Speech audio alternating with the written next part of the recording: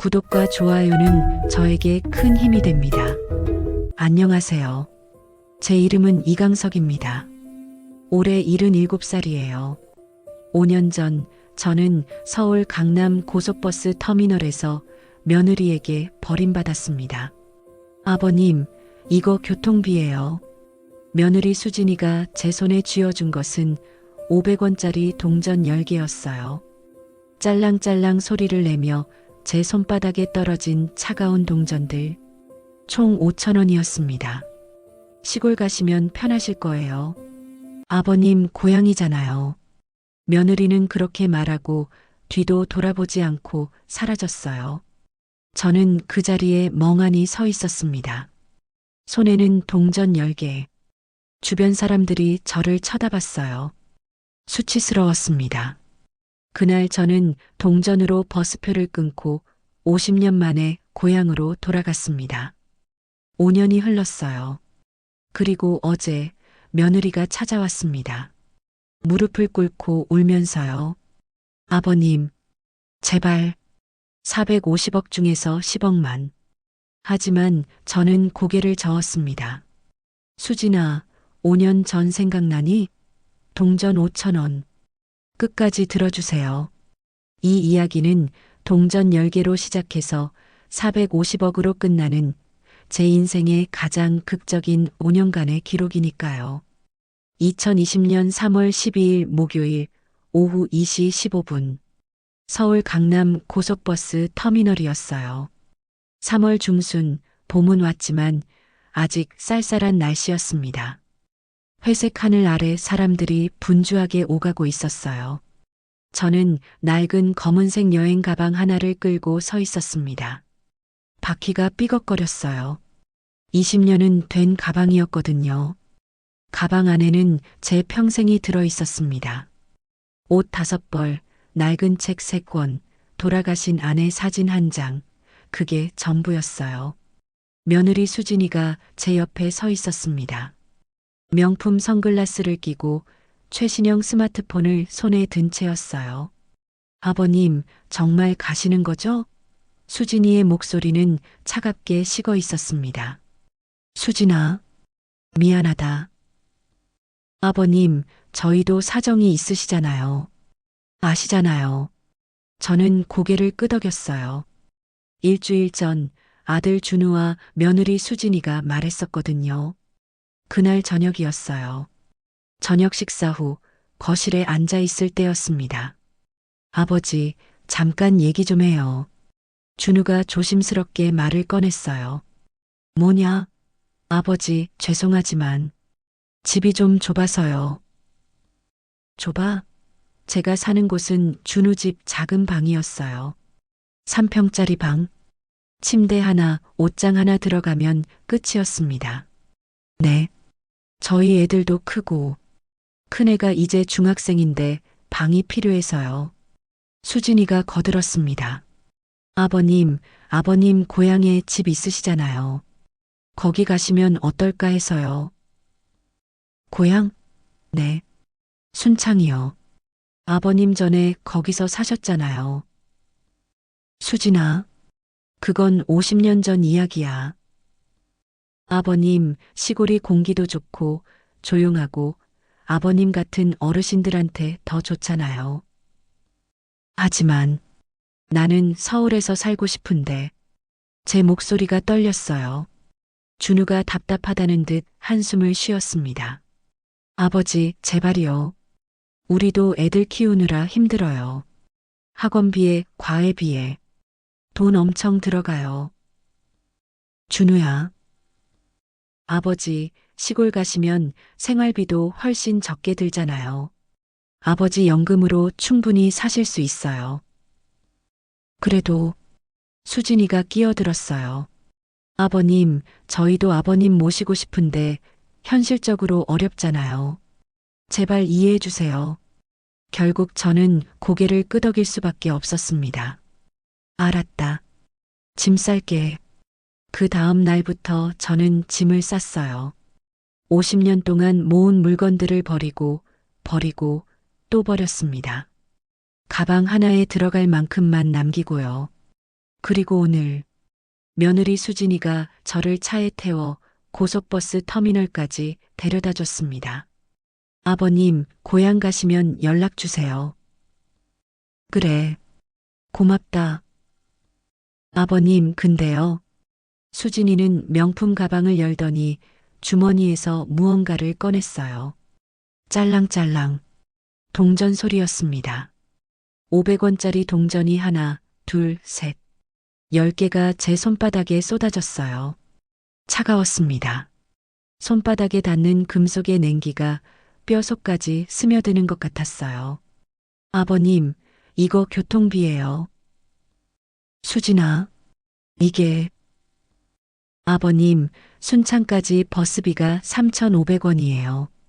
나머지 1,500원은 택시비로 쓰시거나 뭐 간식 사드시거나 하세요. 저는 그 동전들을 내려다봤습니다. 500원짜리 동전 10개, 5,000원. 제 인생이 5,000원이 된 순간이었어요. 아버님, 시골 가시면 편하실 거예요. 아버님, 고향이잖아요. 아는 사람들도 있으실 테고. 수진이는 환하게 웃었습니다. 마치 좋은 일을 한 것처럼요. 아버님, 그럼 저 이만 가볼게요. 애들 학원 데려다 줘야 해서요. 수진아. 네. 준우는 왜 안 왔어? 아, 준우 오빠요? 오빠는 회사에서 중요한 미팅 있대요. 죄송하대요. 아들은 아버지가 집을 떠나는 날에도 오지 않았습니다. 수진아, 준우한테 전해줘. 아빠가 잘 지낼 거라고. 네, 알겠습니다. 아버님, 그럼 조심히 가세요. 수진이는 손을 한번 흔들고 돌아섰어요. 또각또각또각. 하이힐 소리가 멀어졌습니다. 저는 그 뒷모습을 멍하니 바라봤어요. 명품 가방을 든 며느리, 명품 구두를 신은 며느리, 제게 동전 5,000원을 준 며느리. 주변 사람들이 저를 쳐다봤습니다. 한 젊은 남자가 친구에게 속삭이는 소리가 들렸어요. 야, 저 할아버지 봐. 동전 한 움큼 들고 계셔. 에이, 요즘 세상에 동전으로 뭘 해. 불쌍하다. 귀가 따가웠습니다. 저는 급히 동전을 주머니에 넣고 매표소로 향했어요. 매표소 앞에는 줄이 서 있었습니다. 5명 정도. 저는 맨 뒤에 섰어요. 차례가 되었습니다. 어디 가세요? 젊은 여직원이 무표정하게 물었어요. 순창? 순창 가는 표 한 장이요.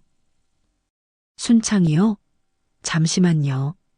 직원이 컴퓨터를 두드렸습니다. 3,500원입니다. 저는 주머니에서 동전을 꺼냈어요. 짤랑짤랑. 손이 떨렸습니다. 동전이 바닥에 떨어질 뻔했어요. 하나, 둘, 셋, 7개. 3,500원. 매표원에게 내밀었습니다. 직원이 눈살을 찌푸렸어요. 할아버지, 동전이요? 지폐 없으세요? 미안합니다. 이것밖에 없어서. 에휴. 직원은 한숨을 쉬며 동전을 세기 시작했어요. 하나, 둘, 셋. 뒤에 서 있던 사람이 짜증 섞인 목소리로 말했습니다. 아, 진짜. 동전으로 내면 시간 걸리잖아요. 얼굴이 화끈거렸습니다. 여기요, 표? 3번 플랫폼이에요. 고맙습니다. 저는 표를 받아들고 플랫폼으로 향했어요. 손에 남은 동전은 3개. 1,500원. 버스는 오후 2시 30분에 출발했습니다. 저는 맨 뒷자리에 앉았어요. 사람들 시선이 부담스러웠거든요. 창가에 머리를 기댔습니다. 차가운 유리창이 이마에 닿았어요. 버스가 출발했습니다. 서울이 멀어졌어요. 강남역, 고속도로, 빌딩들. 제가 50년 동안 살았던 도시가 점점 작아졌습니다. 50년 만에 다시 고향으로. 눈물이 났어요. 참으려고 했지만 멈출 수가 없었습니다. 옆자리에 앉은 젊은 여자가 힐끗 저를 쳐다봤어요. 그리고 고개를 돌렸습니다. 저는 창밖만 바라봤습니다. 고속도로를 달렸어요. 논밭이 보이기 시작했습니다. 산들이 보였어요. 버스는 3시간을 달렸습니다. 중간에 휴게소에 한 번 섰지만 저는 내리지 않았어요. 손에 남은 돈이 1,500원 뿐이었거든요. 화장실 가는 것도 아까웠습니다. 오후 5시 30분. 순창시외 버스터미널입니다. 안내방송이 나왔어요. 버스가 멈췄습니다. 저는 가방을 끌고 내렸어요. 50년 만에 밟는 고향 땅이었습니다. 터미널은 작았어요. 서울의 10분의 1도 안 되는 크기. 사람들도 별로 없었습니다. 주변을 둘러봤어요. 많이 변했습니다. 50년 전에는 없던 건물들이 서 있었어요. 하지만 어딘가 익숙한 느낌도 들었습니다. 집까지 어떻게 가지? 제 집은 터미널에서 10km 떨어진 산골 마을에 있었어요. 용살리. 산 중턱에 있는 작은 마을이었습니다. 택시 정류장을 봤습니다. 택시 한 대가 서 있었어요. 다가갔습니다. 아저씨, 용살리까지 얼마예요? 용살리? 8,000원입니다. 8,000원. 제 손에는 1,500원밖에 없었어요. 아, 네. 고맙습니다. 저는 돌아섰습니다. 결국 걸어가기로 했어요. 10km. 77살 노인에게는 너무 먼 거리였습니다. 하지만 다른 방법이 없었어요. 오후 6시 해가 서쪽으로 기울고 있었습니다. 저는 가방을 끌며 걷기 시작했어요. 포장된 도로를 따라 걸었습니다. 가방 바퀴가 덜컹거렸어요. 무거웠습니다. 30분쯤 걸었을까요? 다리가 아프기 시작했어요. 허리도 아팠습니다. 숨이 찼어요. 벤치가 하나 보였습니다. 앉아서 쉬었어요. 5분, 10분. 다시 일어나 걸었습니다. 1시간, 1시간 30분, 2시간.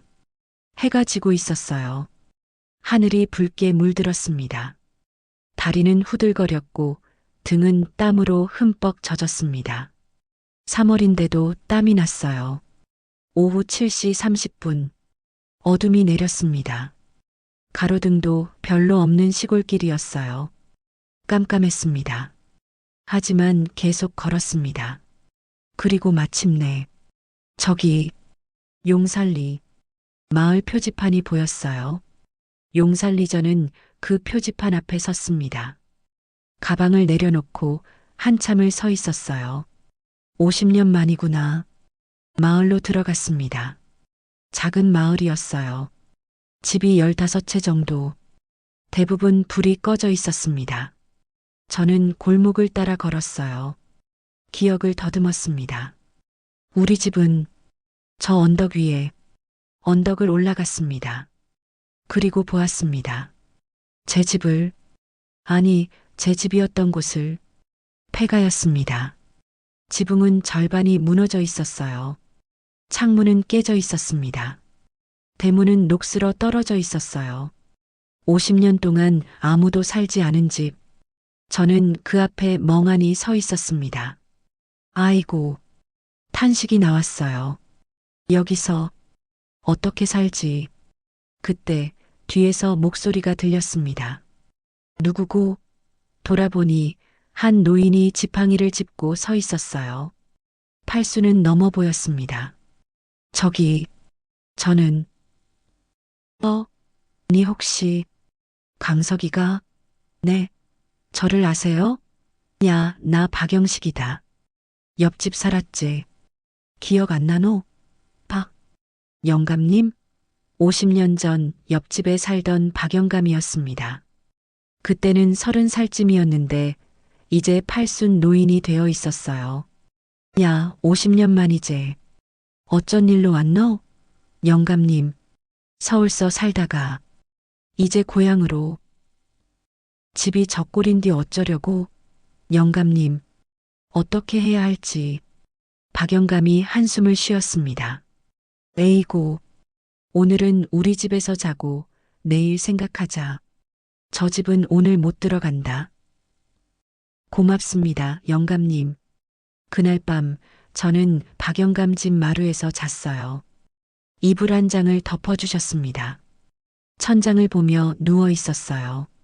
내가 이렇게까지 눈물이 또 났습니다. 하지만 소리내어 울 수는 없었어요. 박영감께 폐를 끼치고 싶지 않았거든요. 이불을 뒤집어 쓰고 소리 없이 울었습니다. 다음 날 2020년 3월 13일 금요일 아침 박영감이 깨워주셨어요. 강서가 일어나거라. 밥 먹어야지. 네, 고맙습니다. 간단한 아침을 먹었습니다. 된장찌개와 김치 그리고 밥. 고맙습니다, 영감님. 뭘, 이제 네 집 가봐야지. 박영감과 함께 제 집으로 갔어요. 낮에 보니 더 처참했습니다. 에이고, 이거 완전히 무너졌네. 영감님, 이걸 어떻게 해? 일단 들어가 봐라. 대문을 밀었어요. 삐걱거리며 열렸습니다. 마당에는 잡초가 무릎까지 자라 있었어요. 집 안으로 들어갔습니다. 거실은 텅 비어 있었어요. 천장에는 구멍이 뚫려 있었습니다. 비가 오면 그대로 새겠더라고요. 방 2개, 부엌 하나, 모두 폐허였습니다. 강서가 이거 완전히 고쳐야 쓰겠는데. 영감님, 돈이 없어서. 에이고, 박영감이 한숨을 쉬었어요. 일단 급한 데부터 막아야지. 비닐이라도 쳐야 비 안 새지. 네. 그날부터 저는 집을 고치기 시작했어요. 박영감이 도와주셨습니다. 비닐을 구해다가 지붕에 쳤어요. 깨진 유리창은 신문지로 막았습니다. 전기는 다행히 들어왔어요. 한전에 연락해서 개통했습니다. 하지만 수도는 나오지 않았어요. 강서가 물은 우물에서 길어와야 한다. 우물이요? 응. 마을 공동 우물이 있지. 저기 내려가면 마을 아래쪽에 우물이 있었어요. 저는 양동이를 들고 우물로 갔습니다. 물을 길어왔어요. 일주일이 지났습니다. 집은 여전히 낡았지만 그래도 잘 곳은 생겼습니다. 박영감께 인사했어요. 영감님, 정말 고마웠습니다. 뭘, 이웃인디 당연한 거지. 영감님 은혜 잊지 않겠습니다. 한 달이 지났습니다. 저는 국민연금으로 살았어요. 매달 15일에 들어오는 47만 원. 그것으로 쌀을 사고, 김치를 사고, 된장을 사고, 전기세를 냈습니다. 한 달에 남는 돈은 거의 없었어요. 마을 사람들은 저를 신기하게 쳐다봤습니다. 저 할배, 서울서 살다 왔다지? 아들이 쫓아냈다 카더라. 쯧쯧. 요즘 자식들 패륜이제. 저 나이에 혼자 시골 와서 사는 게 안 됐나? 그런 소리가 들렸어요. 하지만 저는 아랑곳하지 않았습니다. 그저 조용히 살았어요. 2020년 여름이 지나고 가을이 왔어요. 아들 준우에게 전화했습니다. 한 달에 한 번씩 걸었어요. 준우야, 아빠야. 아, 아버지. 잘 지내세요? 그래. 잘 지내고 있어. 준우야, 너는? 저야 뭐. 그냥 바쁘죠. 준우야, 그런데. 왜요, 아버지? 집이 너무 낡아서 좀 고치려고 하는데. 돈이 좀 필요해서. 아버지, 저도 지금 여유 없어요. 애들 학원비에, 집 대출 이자에. 빠듯해요. 그래. 알았다. 아버지, 연금으로 아껴 쓰세요. 시골은 돈 안 들잖아요. 그래. 전화를 끊었습니다. 가슴이 답답했어요. 그 뒤로 아들은 연락이 뜸해졌습니다. 2020년 추석. 아들이 전화했어요. 아버지, 추석 잘 보내세요. 그래. 너희도. 아버지, 시골 생활 괜찮으세요? 응. 그냥 살만해. 그럼 다행이네요. 아버지, 저 바빠서 끊을게요.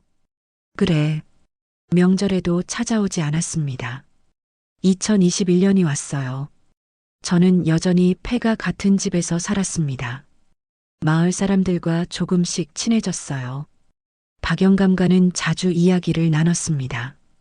강서가 자식 원망하지 마라. 네. 영감님, 그래도 자식인디 언젠간 알아줄 기다. 그럴까요? 그럼 다 그런 기다. 2022년 봄, 마을에 소문이 돌았어요. 어느 날 아침 박영감이 급하게 찾아왔습니다. 강서가, 강서가, 네, 영감님? 야, 들었나? 우리 마을 재개발된댄다. 재개발이요? 그래, 정부에서 농촌 재개발 사업 한댄다. 무슨, 이런 산골 마을을. 진짜라니까? 구청에서 공문 왔다고. 저는 처음에는 믿지 않았어요. 이런 산골 마을을 누가 재개발해. 하지만 며칠 후 정말로 구청 공무원이 찾아왔습니다. 2022년 3월 23일 수요일 오전 10시 흰색 승용차 한 대가 마을에 들어왔어요. 공무원 2명이 내렸습니다. 이강석 씨 댁이 어디십니까? 저기, 제가 이강석입니다. 아, 이강석 씨. 안녕하세요. 저는 순창군청 개발과 김민준 주무관입니다. 공무원이 명함을 건넸어요. 축하드립니다. 이강석 씨. 축하요? 네. 이 마을이 농촌 관광단지 재개발 사업 대상지로 선정되었습니다. 농촌 관광단지요? 네. 정부 지원 사업입니다. 이 마을을 전통 한옥마을로 재개발할 예정입니다. 그럼 제 집은 보상금이 나갑니다. 심장이 빠르게 뛰었어요. 보상금이요? 네. 이강석 씨 소유 토지가. 잠시만요. 공무원이 서류를 펼쳤습니다. 165.29제곱미터, 그러니까 약 50평이시네요. 네, 맞습니다. 이 지역이 관광단지 핵심 구역으로 지정되어서요. 보상금이 평당 9억 원입니다. 9억. 저는 비틀거렸어요. 옆에 있던 박영감이 부축해 주셨습니다. 강서가, 정신 차려. 영감님, 9억이라고. 야, 나도 들었다. 평당 9억. 공무원이 계산기를 두드렸습니다. 50평 곱하기 9억. 총 450억 원입니다. 450억? 숨이 멎는 줄 알았어요. 네. 450억 원 정확합니다. 3개월 후인 6월 15일에 보상금이 지급됩니다. 공무원은 서류를 꺼냈어요. 농촌관광단지 재개발 사업 토지 보상 통지서, 소유주 이강석 주민등록번호 마이너스, 소재지 전라북도 순창군 용산리 15-3번지, 면적 165.292 50.00평, 평당 보상금 9억 원, 총 보상금 450억 원, 지금 예정일 2022년 6월 15일. 손이 떨렸습니다. 이게 진짜입니까? 네, 이강석 씨. 진짜입니다. 여기 서명해 주시면 됩니다. 지금요? 네. 보상 동의서입니다. 저는 떨리는 손으로 펜을 잡았어요. 서명했습니다. 이강석? 네, 잘 받았습니다. 축하드립니다. 이강석 씨. 6월 15일에 지정하신 계좌로 입금됩니다. 감사합니다. 정말 감사합니다. 공무원들이 떠났습니다. 저는 그 자리에 주저앉았어요. 박영감도 옆에 앉았습니다. 강서가 450억이래. 영감님, 이게 꿈인가? 꿈 아니제. 진짜제. 영감님, 저 말이 나오지 않았어요. 그날 밤 저는 잠을 한숨도 이루지 못했습니다. 천장을 보며 누워 있었어요. 450억, 450억. 믿기지 않았습니다. 50년 전 제가 이 땅을 살 때는 평당 50만 원이었어요. 50평에 2,500만 원. 그때 제 전 재산이었습니다. 그 땅이 이제 450억이 되었어요. 평당 50만 원에서 9억으로 1,800배가 올랐습니다. 내가 450억을. 다음 날 아침 마을은 발칵 뒤집혔어요. 야, 들었나? 강석이 할배 450억 받는댄다. 450억? 평당 9억이라며. 대박이제. 완전 대박. 마을 사람들이 하나둘 축하하러 왔어요. 강석이 할배, 축하합니다. 할배, 복 터졌네요. 할배, 이제 서울 가서 호강하실라요? 저는 웃으며 대답했습니다. 아니요. 그냥 여기서 조용히 살렵니다. 하지만 속으로는 생각하고 있었어요. 아들한테 말해야 하나? 3개월이 지났습니다. 2022년 6월 15일 수요일, 보상금 지급일이었어요. 아침 일찍 일어났습니다. 잠을 거의 못 잤어요. 오전 9시 스마트폰으로 인터넷 뱅킹을 확인했습니다. 입금 450억 원. 450억 원이 제 통장에 들어와 있었어요. 화면을 몇 번이고 확인했습니다. 450억. 정말이었습니다. 저는 은행에 갔어요. 순창 시내 은행 지점. 어서 오세요, 고객님. 저 계좌 확인 좀 하고 싶은데요. 네, 신분증 주세요. 신분증을 보여줬어요. 직원이 컴퓨터를 확인하더니 눈이 휘둥그레졌습니다. 고객님, 잠시만 기다려주세요. 직원이 급히 안으로 들어갔어요. 5분 후 지점장이 나왔습니다. 이강석 고객님이십니까? 네. 어서 오십시오. 저는 이 지점 지점장 최성훈입니다. 지점장이 허리를 깊이 숙여 인사했어요. VIP실로 모시겠습니다. VIP실이요? 네, 이쪽으로 오십시오. 고급스러운 방으로 안내받았습니다. 가죽 소파, 큰 TV, 커피 머신. 고객님, 이렇게 큰 금액은 자산 관리가 필요하신데요. 저희 은행에서 PB 서비스를 제공해 드립니다. PB요? 네, 프라이빗 뱅킹. 전문 자산 관리사를 배정해 드립니다. 아, 그럴 필요까진. 고객님, 450억은 정말 큰 금액입니다. 제대로 관리하지 않으면 세금도 많이 나가고 사기도 당할 수 있습니다. 지점장의 말이 맞았어요. 알겠습니다. 일주일 후 저는 서울의 재정 컨설턴트를 만났습니다. 김유진, 30대 여성이었어요. 명문대 경영학과를 나와서 10년간 자산관리 일을 했다고 했습니다. 이강석 회장님, 처음 뵙겠습니다. 회장이라니요. 저는 그냥, 아니십니다. 450억 자산 가시면 당연히 회장님이십니다. 김유진 씨는 노트북을 펼쳤어요. 회장님, 이 돈을 어떻게 관리하실 계획이십니까? 저는 그냥 조용히 살고 싶습니다. 알겠습니다. 그럼 제가 안전한 포트폴리오를 짜드리겠습니다. 김유진 씨는 설명했어요. 일단 100억은 정기예금에 넣으시고 150억은 채권에, 100억은 우량주 배당주에, 나머지 100억은 부동산과 현금으로 보유하시는 게 좋겠습니다. 그렇게 하면 연 5% 수익률만 나와도 1년에 22억 원입니다. 세금 떼고 약 15억 원 정도 손에 주실 수 있습니다. 1년에 15억이요? 네. 월 1억 2,500만 원 정도십니다. 저는 숨이 막혔어요. 월 1억 2,500만 원. 제 국민연금 47만 원에 265배였습니다. 알겠습니다. 그렇게 해주세요. 네, 회장님. 그리고 한 가지 여쭤봐도 될까요? 네. 가족분들께 이 사실을 알리셨습니까?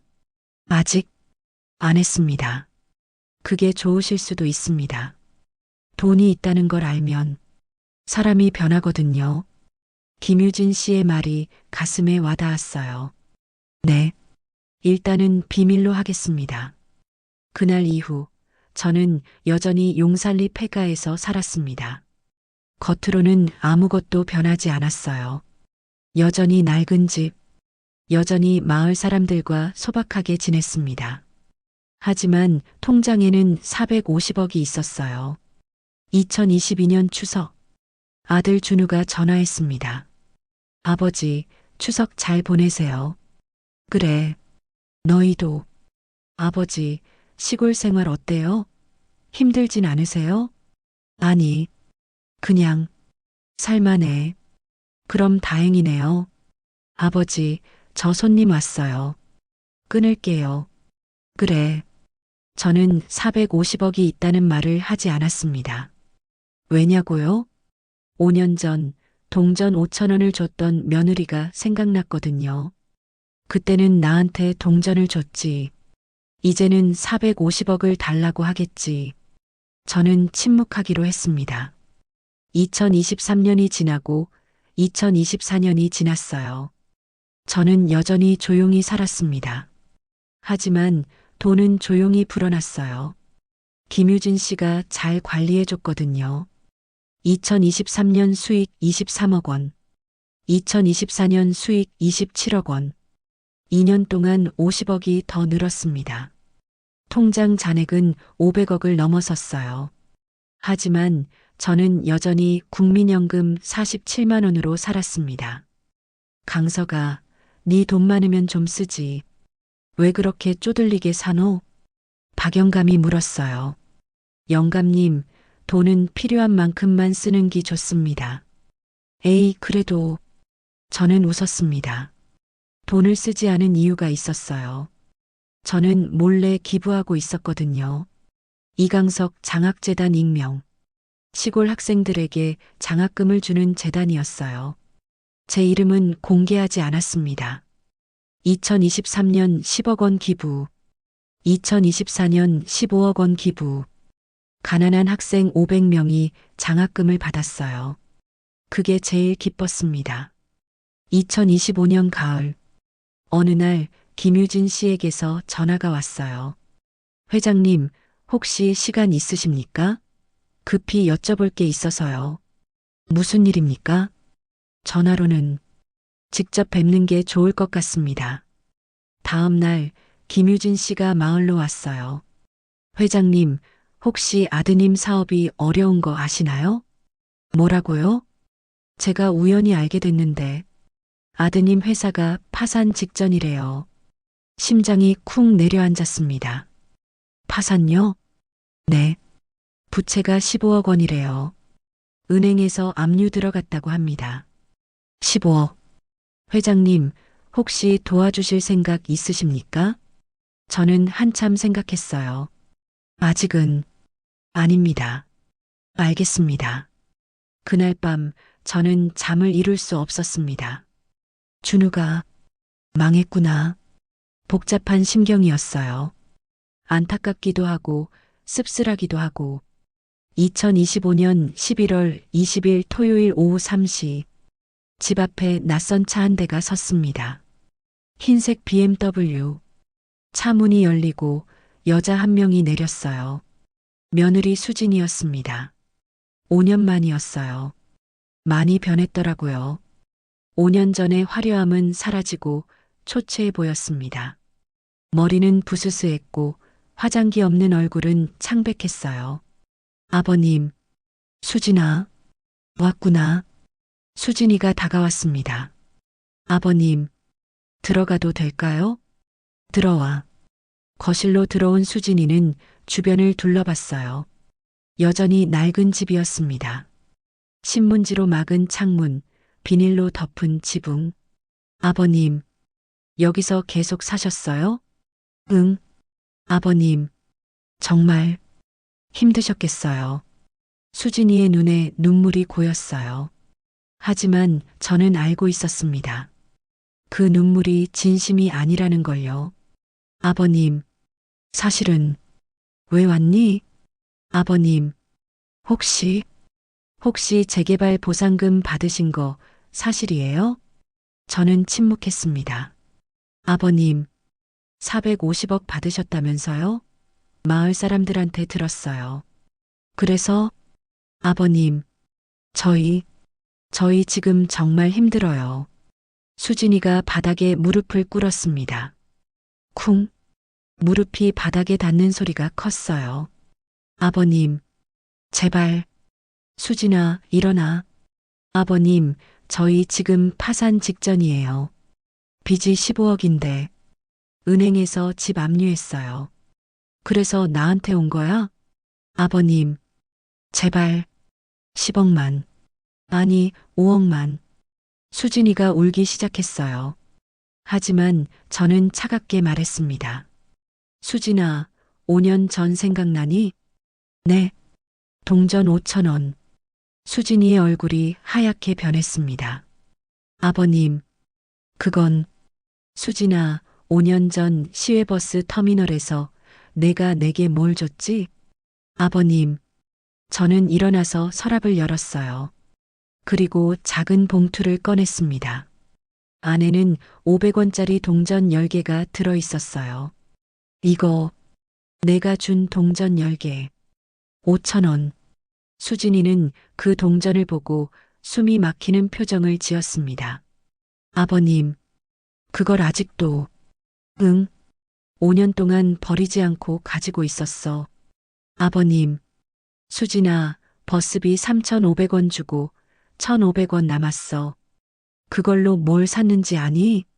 아무것도 못 샀어. 1,500원으로는 화장실 가는 것도 아까워서 참았어. 아버님, 죄송합니다. 수진아, 나는 10km를 걸어서 집에 왔어.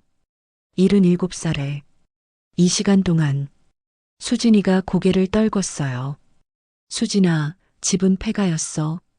지붕은 무너지고 창문은 깨지고 물도 안 나왔어.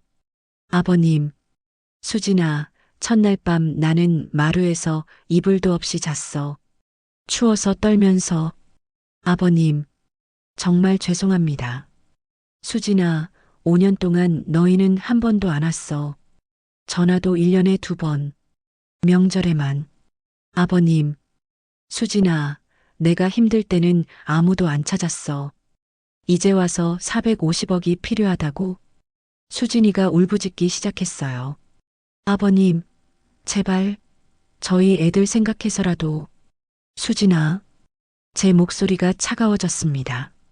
내 애들은 5년 전에 할아버지를 버렸어. 엄마 시키는 대로. 아버님, 수진아, 나가줘. 아버님, 제발. 수진이가 제 다리를 붙잡았어요. 하지만 저는 전화기를 들었습니다. 수진아, 안 나가면 경찰 부를 거야. 아버님, 제발. 5억만, 3억만. 수진아, 돌아가. 아버님, 저는 110일을 누르려고 했어요. 수진이는 그제야 일어났습니다. 아버님, 이러실 거예요? 정말? 수진아, 내가 나한테 동전 5천 원 줄 때는 생각 안 했니? 이런 날이 올 거라고. 아버님, 수진아, 내 돈은 한 푼도 줄 수 없어. 나가줘. 수진이는 문을 박차고 나갔어요. 차 문을 쾅 닫고 급하게 떠났습니다. 저는 창문으로 그 모습을 지켜봤어요. 5년 전에는 나를 버리고 떠났지. 이제는 돈을 못 받고 떠나는구나. 씁쓸했습니다. 일주일 후 2025년 11월 27일 토요일 오전 10시 또 차 한 대가 왔어요. 이번에는 검은색 소나타. 아들 준우가 내렸습니다. 5년 만에 보는 아들이었어요. 많이 늙어 보였습니다. 48살인데 50살처럼 보였어요. 머리는 많이 빠졌고 얼굴에는 주름이 가득했습니다. 아버지, 준우야. 아버지, 수진이가 다녀갔다면서요. 그래. 아버지, 정말 450억 받으셨어요? 응. 준우의 얼굴이 복잡하게 변했어요. 아버지, 그럼 왜 저희한테 말씀 안 하셨어요? 말할 필요가 있었니? 아버지, 준우야, 5년 전 생각나니? 준우가 고개를 숙였습니다. 네, 죄송합니다. 준우야, 너는 아버지를 시골로 쫓아냈어. 동전 5천 원 쥐어주고. 아버지, 정말 죄송합니다. 준우가 무릎을 꿇었어요. 아버지, 용서해 주세요. 제가 미쳤었어요. 정말 잘못했어요. 눈물을 흘렸습니다. 저는 그 모습을 내려다봤어요. 진심일까? 아니면 돈 때문일까? 준우야, 일어나. 아버지, 준우야, 돈은 줄 수 없어. 준우의 얼굴이 절망으로 변했습니다. 아버지, 그럼 저희는, 하지만 저는 잠시 멈췄어요. 내 빚 15억은 내가 갚아줄게. 아버지, 준우가 고개를 번쩍 들었어요. 조건이 있어. 조건이요? 수진이랑 이혼해. 준우의 얼굴이 굳어졌습니다. 아버지, 이혼은 준우야 선택해. 15억 빚을 안고 파산하거나 이혼하고 다시 시작하거나. 아버지, 준우야, 수진이는 5년 전에 나를 동전 5천 원으로 모욕했어. 그런 사람과 계속 살 거야? 준우는 한참을 고민했어요. 아버지, 시간을 주세요. 생각 좀 해볼게요. 일주일 줄게. 네. 준우가 돌아갔습니다. 6개월이 지났습니다. 2026년 5월, 준우에게서 전화가 왔어요. 아버지, 저 준우입니다. 그래, 준우야. 아버지, 수진이랑 헤어졌습니다. 이혼 서류 다 썼어요. 어제 법원에서 확정됐습니다. 그래, 아버지, 용서해 주세요. 준우의 목소리가 떨렸어요. 준우야, 집으로 와. 네.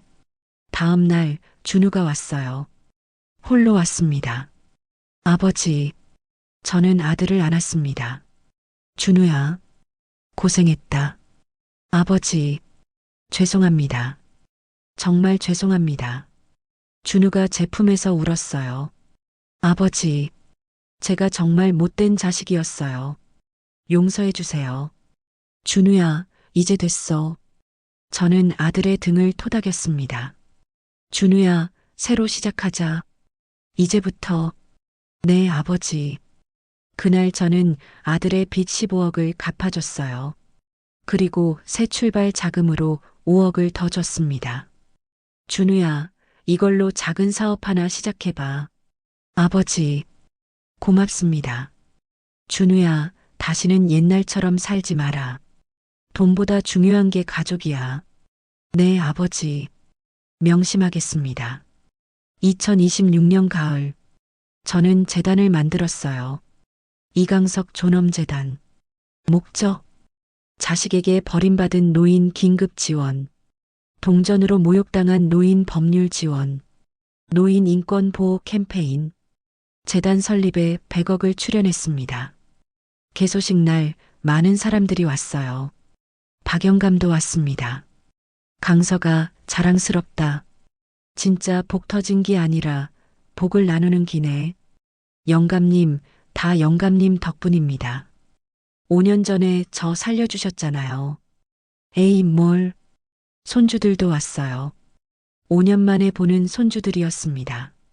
큰 손주는 이제 고등학생이 되어 있었어요. 할아버지, 미안해요. 괜찮아. 할아버지, 5년 전에 제가 너무 어려서 몰랐어요. 정말 죄송해요. 저는 손주를 안았습니다. 할아버지가 이해한다. 이제 잘 지내자. 네, 할아버지. 2027년 봄. 1년이 또 지났어요. 마을에 벚꽃이 만개했습니다. 저는 집 앞 벤치에 앉아 벚꽃을 바라봤어요. 박영감이 옆에 앉았습니다. 강서가, 이제 행복하제? 네, 영감님. 행복합니다. 그래. 복수도 하고, 돈도 나누고, 가족도 돌아오고 영감님 복수는 아니었어요. 그냥 당연한 일을 했을 뿐이에요. 그래도 네 속은 시원했지? 저는 웃었습니다. 솔직히 조금은요. 하하. 박영감이 웃었어요. 벚꽃잎이 바람에 날렸습니다. 하얀 꽃잎들이 눈처럼 흩날렸어요. 저는 손바닥을 펼쳤습니다. 벚꽃잎 한 잎이 손에 떨어졌어요. 5년 전 내 손에는 동전 10개가 있었지. 이제는 벚꽃잎이 있구나. 저는 더 이상 동전 5천 원의 할아버지가 아니었습니다. 450억 재산의 주인도 아니었어요. 저는 그저 존엄을 되찾은 아버지였습니다. 그리고 남은 인생을 다른 이들을 돕는 데 쓰기로 한 사람이었습니다. 벚꽃이 흩날렸어요. 그것은 제 인생에서 가장 아름다운 봄날이었습니다.